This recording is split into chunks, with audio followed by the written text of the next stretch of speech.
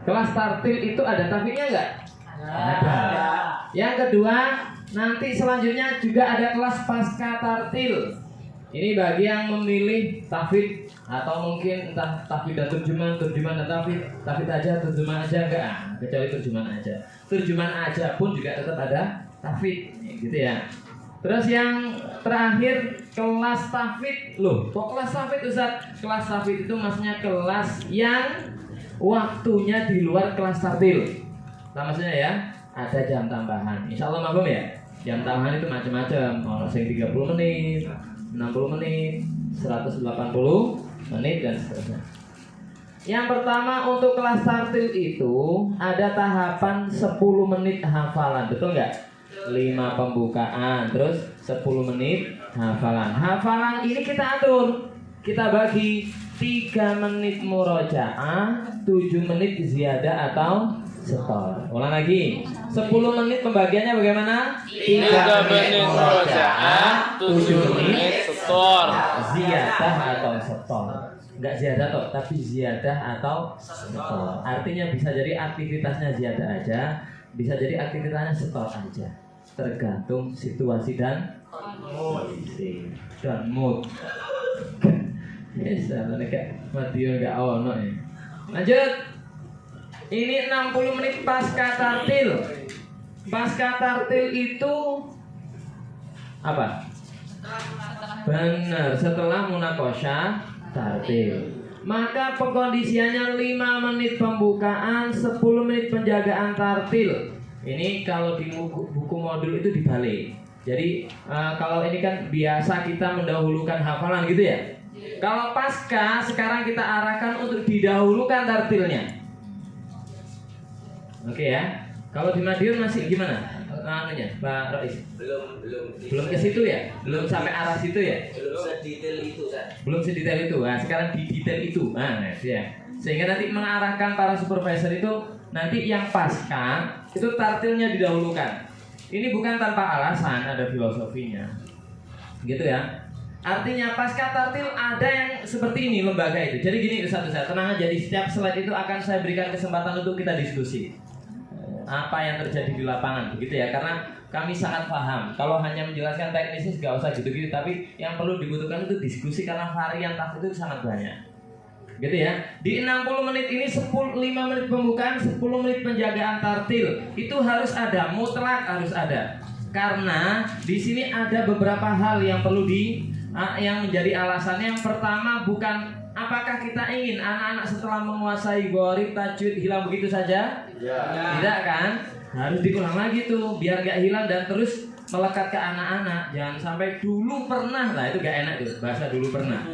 Dulu pernah lancar komentar gharib, pernah lancar komentar tajwid, gitu ya. Saya kira lali itu bukan di Madiun, bukan di Ponorogo, di sana. Panjang. Hah? Waduh, gitu ya. Oke, lanjut. Lah yang pertama itu agar hal-hal yang sudah dikuasai ketika tartil itu masih terjaga. Gharib tajwid ya sekilas aja lah. Artinya apa? Peraga itu di semua kelas tartil, baik tartil maupun pasca, semuanya harus ada peraga kecuali kelas Quran. Tak ulang lagi ya. Pembelajaran ummi harus ada peraga kecuali Quran. Karena pasca mengulang lagi juga. Kalau pasca gharibnya aja cukup. Satu hari mengulang 1 halaman gharib sekaligus dikomentari tajwidnya sesekali lah. Ya gitu ya. Setelah itu tetap tadarus dan satu-satu enggak harus semua.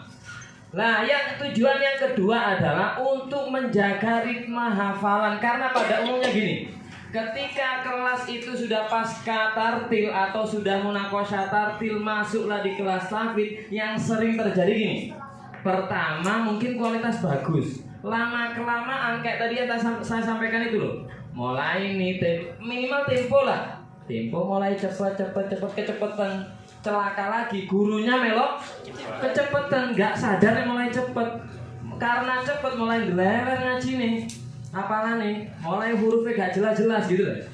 Nah, keberadaan tartil ini untuk menjaga ritme itu. Habis doa kita jaga tartilnya, setelah itu tahfidz sehingga terjaga tuh. minimal tempo. Biar enggak, kecepatan itu enggak gitu. Bismillahirrahmanirrahim. Inna waliyallahu alladzi nazzalal kitaba wa huwa yatawallas shalihin. Jadi kerjalah terus, nanti hafalan juga sama. Gitu ya. Mafhum ya maksud saya ya? Jelas apa belas? Jelas. Kadang warga penanya datanya belas. Yang fokus kita adalah yang saya buat ini. Sayanya mestinya hitam ini. Kok putih ya? Nek putih kan buat nggak begitu nampak. 40 menit kita kelola nih. 10 menit murojaah, 30 menit ziyadah atau setor. Jadi kalau ini misalnya Ustadz, saya penjagaan tartil baca gharib 1 halaman, oke, setelah itu mengurai bacaan apa? Bacaan ilah lagi coba uraikan. Biar nggak hilang ya, 1-2 kali. Setelah itu kita tadarus. Ustadz, tadarus itu belum semuanya baca. Ingat, ketika pasca titik tekan kita pada tartil apa tahfidz? Tahfidz, sehingga tartil sekalipun semuanya nggak dapat giliran baca. Besok sisanya nggak jadi masalah, gitu ya. Yang penting ritmenya terjaga itu. 40 menit, 10 menit murojaah, 30 menit ziyadah atau setor. Loh Ustadz, kok gak 3 menit, kok 10 menit? Ingat, ketika pasca hafalan semakin banyak apa semakin sedikit? Semakin banyak, sehingga yang dijaga pun semakin banyak. Sehingga porsi murojaahnya kita besarkan 10 menit. Gitu ya. Jelas ya? Dan yang di akhir dengan penutup. Selanjutnya, kelas tahfidz. Ini saya memberi contoh yang 60 menit. Nah, tadi malam itu untungnya perjalanan dari stasiun sampai tempat penginapan itu waduh, jadi ngobrol itu sampai ente aku karo itu enak kita diskusi itu. Nah, salah satunya varian tahfidz tambahan itu. Nah, setelah ini satu salah jika ada lembaga yang kenapa kok saya 60 menit ini contoh aja sebenarnya. Bisa jadi ada yang lebih dari 60 menit atau mungkin kurang. Gitu ya. Misalnya Ustadz, lembaga kami ada tambahan jam tahfidz 30 menit bagus, gitu ya. Saran kami 30 menit itu jangan disendirikan tuh. Tapi masukkan dalam amplop. Dalam tartil, betul. Tartil 60 menit tambahan. Kalau hanya nambah 30 menit, masukkan di tartil. Kenapa? Saya membayangkan 30 menit kita kurangi doa pembuka. Doa penutup, doa pembuka 5 menit itu kalau 5 menit guru dikurangi jalan dari kelas ke jalan itu 5 menit sambil ngobrol 5 menit. Doa mengkondisikan sendiri itu sudah menit itu, meski sekalipun 3 menit itu. Doa rapi, kalau nggak rapi diulang lagi, itu belum doa tuh, bisa 8 menit sendiri tuh. Oke ya. Doa murojaah belum lagi murojaah meraba-rabai. Nah, kemarin murojaah apa ya? Murojaah apa ya itu detik itu. Oke ya. Kemarin insyirah Ustaz, beneran insyirah lah, apalagi main tebak-tebakan lagi. Hanya 30 menit, ziyadahnya mek biro Ustaz. Dikurangi pembukaan 5 menit, penutup 5 menit, tinggal berapa? 30 dikurangi 10 berapa? 20 ngapain? Oke. Tanya jawab. Pas. Assalamualaikum. Waalaikumsalam. Pulang. Artinya gini, kalau jam tambahannya itu hanya 30 menit, sarankan lembaga itu masukkan sekalian 90 menit. Kita bisa maksimal. Pembuka dan penutup ikut tartil kan ya? Tahfidz malah banyak tuh 30 menit. No. Dan tahfidz yang tahapan tartil yang 60 menit 10-nya dikurangi jadi 30 sekalian. Gitu. Jadi 80 realnya, gitu loh. Oke ya. Jelas apa? Belas. Jelas. Harus belas ya. Nah, ketika 60 menit ini sebenarnya kami mengkonsepnya di sininya, titik tekannya di sini. Yang penting selalu murojaah cukup 10 menit, gak usah banyak-banyak. Ustaz 180 menit cukup 10 menit untuk murojaah, gak usah ditambahi. Tambahi mungkin 15 mentok, jangan sampai 20. Oke ya. Karena kira-kira semangat segera hatam apa enggak? Segera hatam kan ya? Yang para habib-habidah nih mesti bertanya-tanya 10 menit iku nek 5 juz ya apa Ustaz? Nah, ya. Jawabannya nanti. Ya, ini mumpung gurun takok, tak jawab sih. Gitu ya. Nah, seperti ini polanya. Kalau 60 menit 5 menit pembukaan, 50 menitnya kita kelola, 10 menitnya murojaah, 40 menit ziyadah atau setor, terakhir 5 menit penutup. Ini asumsi kelas tahfidz itu jika lembaga menyediakan jam tahfidz tersendiri di luar tartil. Berarti kalau tambah tartil 120 gitu ya maksud saya. Sebelum saya lanjutkan ada pertinyiin untuk kelas tahfidz rasionya bagaimana ya? Sama dengan tartil atau berbeda? Ya, terima kasih sudah dijawab sama dengan tartil. Ya, rasio ideal kita ngikut tartil. Ya, kalau ini tahu kita. Itu saja. Kan memang ada di untuk saat ini itu kan di ada beberapa lembaga yang sudah tahfidz, tapi juga masih polanya ikut kelas. Enggak. Kan Yang sudah kita ngajak kelas tahfidz sendiri. benar. Ya. Kenapa rasio itu ikut seperti tartil? Kita sudah menghitung 30 menit dibagi aret 15 katakanlah gitu. Dapat berapa satu anak? 2 menit. Gitu loh maksud saya. Bayangkan kalau 20 anak 1/4 menit. Kalau 30 anak 1 menit. Belum lagi ada misalnya model apa? Store penawaran. Yang sudah hafal silahkan. Yang sudah hafal silahkan maju. Gak maju ke menit. Ngomong yang sudah hafal itu menit. Oke ya. Belum lagi nunggu saya tunggu yang celaka lagi nih. Oke, yang sudah hafal saya tunggu 5 menit loh. Tambah jelas itu mengurangi 5 menit. Oke ya. Tahu maksud saya? Hal-hal kayak gitu tuh sering kali nggak diperhatikan. Ini kayak ngalir ya KPD, tapi nih nggak tercapai, ngamuk-ngamuk. Kan nggak adil itu namanya. Target itu sesuaikan dengan rasio kalian memberikan jam dan pola yang baik. Itu akan kita kondisikan setelah ini, gitu ya. Nah, kalau pertanyaan Ustadz bagaimana? Yang penting rasio tetap ikut target. Karena kita seperti tadi loh saya katakan, kita sudah menghitung kesesuaian dalam satu kelompok itu standar seperti tartil, menit by menitnya. Oke ya. Tidak sekedar berapa sih, enggak berapa sih itu ideal enggak? 2 menit itu kira-kira oleh biro itu juga kita perhatikan. Gitu ya. Paham ya? Ada lagi Ustaz? Betul. Ustaz, untuk hafalan anak-anak itu penugasan di kelas di rumah apa talaki apa bagaimana Ustaz? Nah, ini kalau nggak Madiun nggak ada. Ini namanya pertanyaan yang masih akan kita jelaskan selanjutnya ya. Karena itu kaitannya dengan pola penyampaian, gitu ya? Gitu maksudnya kan? Cara mengajar anak yang masih jilid itu apa kata laki atau penugasan di rumah gitu kan ya? Nah itu setelah ini Ustaz ya. Ini loh hebatnya Madiun itu. Madiun tepuk tangan. Ya. Ini pantas ada komandan di belakang, makanya pinter-pinter arah-arah gitu. Iya bener, itu AC belum dinyalakan aja sudah gitu pertanyaannya. Apalagi kalau sudah dinyalakan. Lanjut. Yang belakang Pak Rois maksudnya AC belakang. Silakan Ustaz Ali. Untuk ini Ustaz, maaf saya tadi agak terlambat, mungkin sudah dijelaskan tapi saya belum. Ini yang dikatakan pasca tartil itu berapa lama? Nah, kalau tartil jelas tartil ya, yang belajar kalau pasca tartil itu yang juz 30 kan. Yeah. Kemudian yang tahfidz itu ada juz. Pasca tartil itu haruskah juz 30? Iya. Maksudnya setelah tartil kan habis a'la. Nah, kan menuju an-naba itu dikatakan. Nah, ini penting. Pasca tartil yang bagaimana? Bagus. Saya senang pertanyaan yang kritis-kritis gitu, tapi saya juga senang kalau tanya balik. Kalau saya tanya balik saja ya. Yang dinamakan pasca tartil itu gimana? Oh iya benar, Ustaz pas ke belakang benar. Itu apa kira-kira menurut Ustaz? Yang fokus menghafalkan juz 30. Yaitu setelah al-a'la, kemudian kan dia sudah khataman itu. Nah, kemudian dia apakah selalu khataman itu selalu nunggu al-a'la?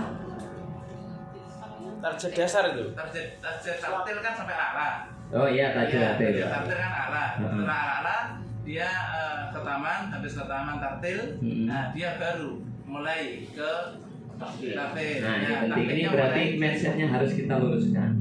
Yang dinamakan kelas pasca tartil itu Ustaz, kelas yang sudah munaqasyah tartil, bukan yang sudah al-a'la, bukan juz 30-nya, tapi kelas yang sudah munaqasyah tartil. Urusan khotaman itu bisa jadi lembaga nggak mengadakan khotaman kan gitu. Gitu ya. Yang sudah munaqasyah tartil nggak tentu juznya, bisa jadi 30 selesai. Oke ya? Kamu paham ya? Enggak, maksud saya definisi pasca tartil di sini itu kelas yang sudah munakosha tartil. Jangan melihat juz ya, jangan melihat surat ya. Yang sudah munakosha tartil. Sehingga kesediaan waktu di sini nggak ada tahapan mengaji lagi kan? Drill lagi maksudnya. Ini kan mestinya ini tahapannya ya kalau masih tartil. Hafalannya 10 menit ya. Kalau pasca tartil ada klasikal baca simak untuk ini enggak? Jilid enggak? Enggak ada lagi kan? Al-Qur'an tadarus ada enggak? Enggak, fokusnya banyak kan di sini. Ini hanya penjagaan. Nah, yang lainnya paham ya pasca tartil ya? Ustaz Ali sudah nyantol? Aduh mati kan, sudah nonton. Sudah. Jadi maksudnya sudah munakosah menuju ke kelas tahfidz. Gitu, berarti menunggu kelas tahfidznya. Gitu ya. Pasca tartil itu ya kelas tahfidz ya gitu aja ya. Iya. Yang penting menunggu munakosha, bukan kelasnya. Dia sudah munakosha tartil, oh sudah. Apalagi khotaman gitu ya. Nah dia masuklah kelas pasca tartil yang kesediaan waktunya bukan lagi ngedrill bacaan, lebih banyak di hafalan. Itu yang definisi itu pasca tartil ya. Jusnya nggak menentu saat bisa jadi dia ikut munakosha tartil dan tahfidz juz 30 bisa jadi. Ya gitu ya. Tapi alokasi waktu yang kita maksud ini, alokasi waktu yang lebih panjang tahfidznya. Tapi inilah sekali lagi penjagaan bukan lagi di akhir tapi di awal. Karena ada filosofi yang sudah kita jelaskan panjang kali lebar tadi ya. Siap. Paham ya? Berapa lama tuh ya? Apanya? Berapa lama? Ini. Yang sudah itu berapa lama? Untuk dari pasca munakosha, untuk tahfidz an-naba selesai. Oh itu nanti hari ketiga. Madiun. Masternya nambah medani mana itu yang hari kedua dia tanyakan tuh. Sabar ya Pak Rois ya. Mati. Begitu tadi. Oh, Pak Budi gak percaya belas aku. Ya lanjut. Kita lanjut. Nah kali ini nggak tanya Ustadz kok Ustadz, tenang aja. Yang ini sama. Nggak tanya. Siapa yang cepat nggak. Nah, sudah beda lagi. Kecuali yang baru datang bingung dia. Oke ya. Lah, kalau tadi saya membahas kaitannya dengan guru, kali ini singgungannya dengan murid. Gitu ya. Sekarang saya tanya Ustadz. Kira-kira nih, lembaga kita atau lembaga yang sudah kita supervisi, banyak nggak anak yang lambat hafal mudah hilang? Aduh, mati. Bukan Madiun enggak, yang lain. Oh iya. Madiun juga. Iya. Jangan Madiun. Bisa. Oke ya. Nah, sekarang saya lanjutkan. Ini perhatikan, ini menurut riset Baihaqi ya. Menurut riset Baihaqi, gitu ya. Anak yang lambat hafal, sulit hilang, itu terjadi di tingkat taman kanak-kanak sampai sekolah dasar. Tak ulang lagi, rata-rata, bukan pasti enggak, rata-rata anak TK sampai SD kalau ngafalkan itu sulit. Tapi kalau sudah hafal, sulit hilang juga itu. Nggak percaya? Coba setelah kita pembelajaran tahfidz itu ditanam biskul huwallah, diturunkan, dievaluasi satu-satu, ini nilainya A. Kalau A pasti itu, nanti istirahat, nggak murojaah dia, balik lagi, tes itu bisa. Jangankan nanti besok minimal itu dipancing ngarepe ya, gitu ya. Kul huwallahu ahad gitu. Kul huwallah. Ya enggak? Kalau anak sekarang ini apalagi nilai A, nilai B+ hafalannya itu bisa dipastikan melekat itu. Oke ya, iya bukan hanya trikul Pak Rois, yang lain juga. Betul nggak itu? Rata-rata gitu kan ya? Kalau enggak bahaya itu lembaga sampai gitu.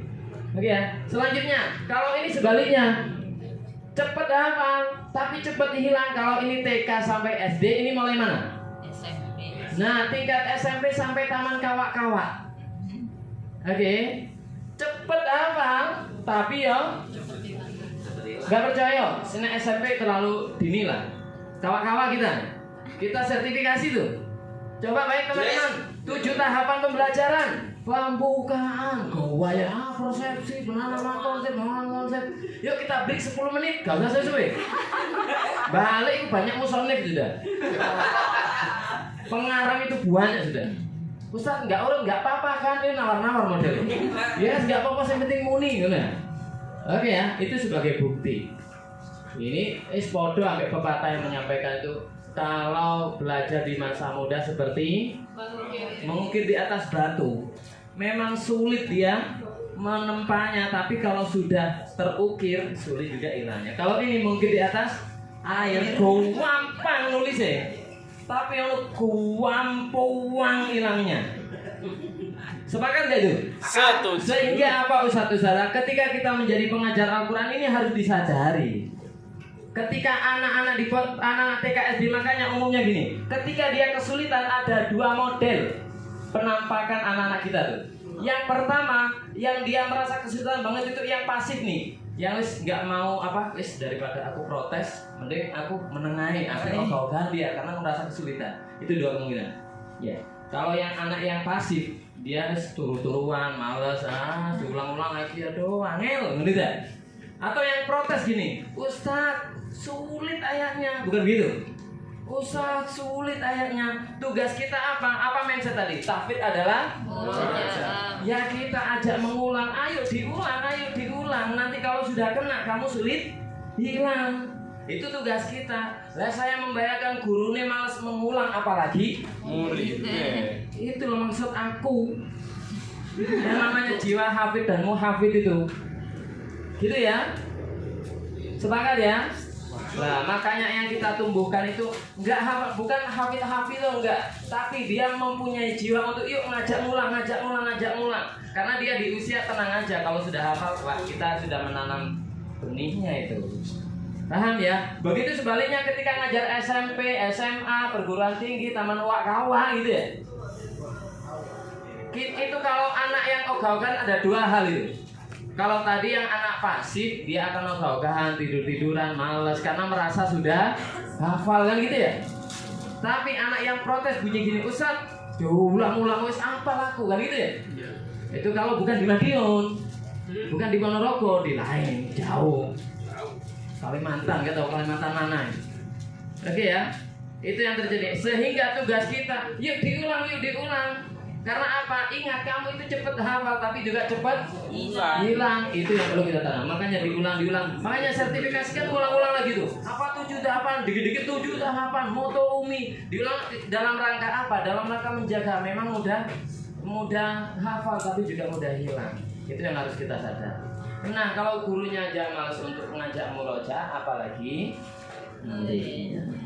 gitu ya. Gayanya aja kayak hafal sekarang, nanti habis istirahat balik lagi tuh. Tuh kan Ustadz bilang, yuk kita teruskan kayak tadi loh. Nggak pernah ngapalin, tapi seringkali kita dengar, seringkali kita ucap gabungan itu. Makanya saya yakin kalau di posisi ini ya khusus lembaga ABK lah. Masuk ABK KB Madiun kan enggak ya? Nah mestinya kalau dua titik ini memang jarang. Anak yang cepat hafal sulit bilang jarang. Tapi semangat kita anak TK sampai SD itu kita antarkan ke biar cepat hafal sulit bilang termasuk ini juga. Mudah-mudahan lembaga di Kerasidenan Madiun Raya diberikan kemudahan dalam menghafal. Sepakat ya? Nah ini harus kita tumbuhkan ke teman-teman untuk senantiasa jangan malas murojaah. Jangan malas murojaah. Dari sini ada yang ditanyakan. Cukup ya? Ustaz, iya. Murojaah itu jenisnya ada berapa? Nah ini nanti Insya Allah ada santai ya. Yang berkaitan dengan ini. Bahaya kalau di Madiun. Bahaya, pinter-pinter. Mau aja. Maaf sedikit yang tadi terkait macam-macam tahfidz. Ya. Untuk yang tahfidz khusus ya. Jadi bukan pasca tampil.